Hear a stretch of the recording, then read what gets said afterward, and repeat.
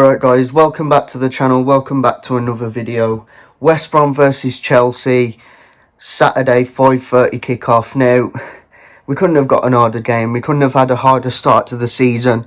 You know, we had Leicester who beat us 3-0, we just lost 5-2 in our last game to Everton. And you think things would get a little bit easier, but obviously not in the Premier League.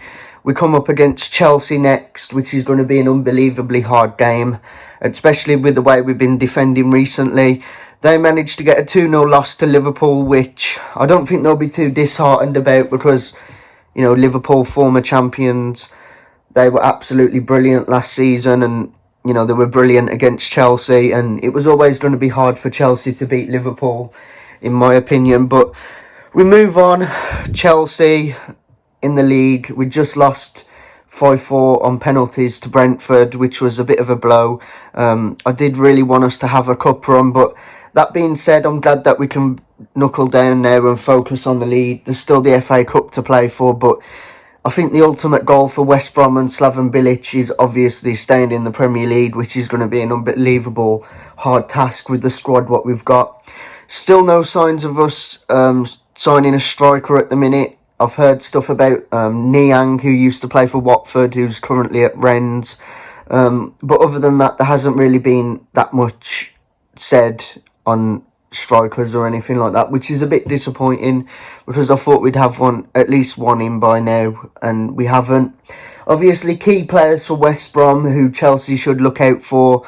Matheus Pereira scored an absolute wonderful free kick in our last game against Everton.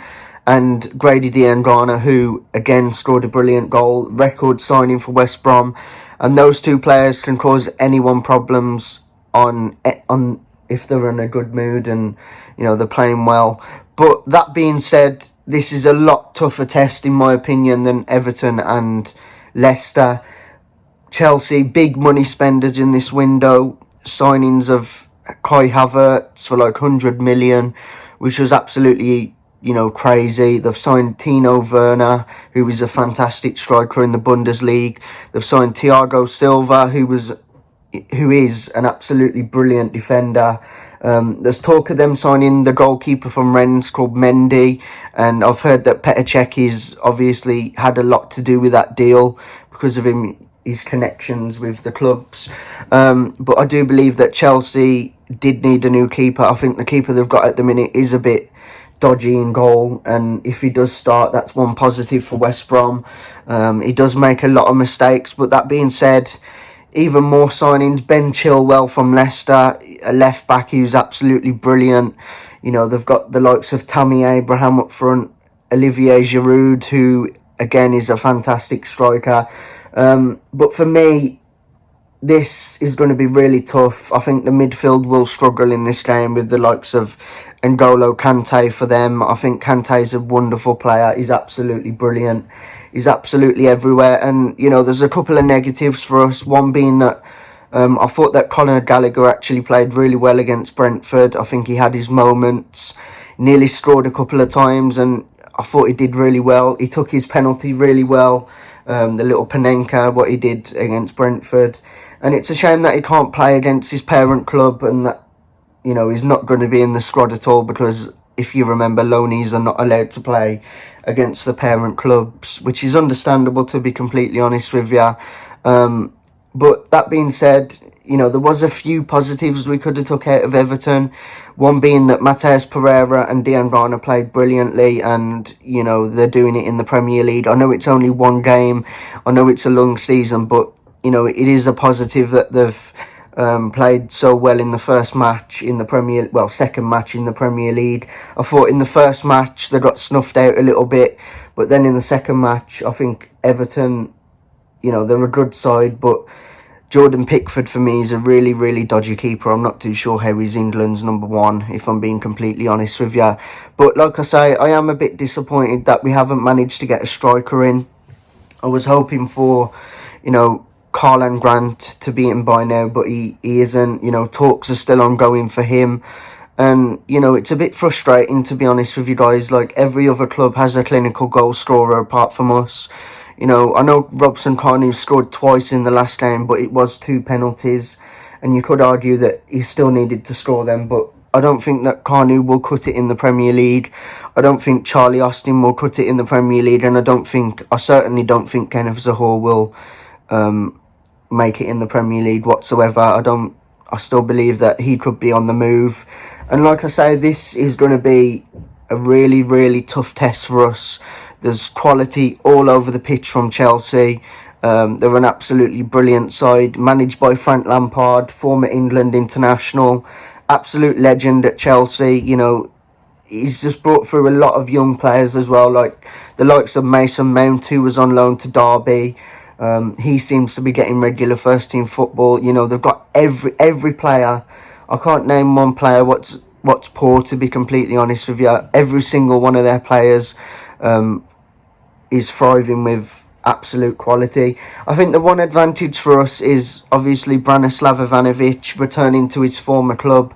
I thought he was quite solid against Brentford yesterday night. He intercepted a lot of balls. He seems really...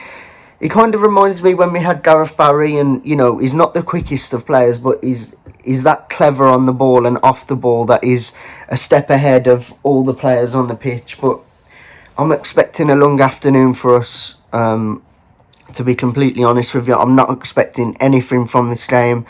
I think our main focus will be getting points off the likes of Southampton, who we have coming up. I can't see us like getting anything from Chelsea, if I'm going to be completely honest. But that being said, it is West Brom and anything can happen in football. But like I say, I just don't see it happening. I think it's really going to be a long afternoon for us. I think Chelsea will have far too much quality for us on the day.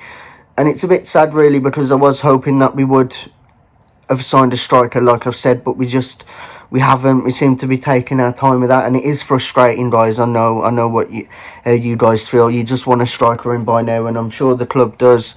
And I'm confident by the end of the window that we'll have a couple of decent strikers in who can help bolster the attack. For me, 100% as well, Romain Sawyers needs to be dropped. I would look at bringing in Sam Field for this game.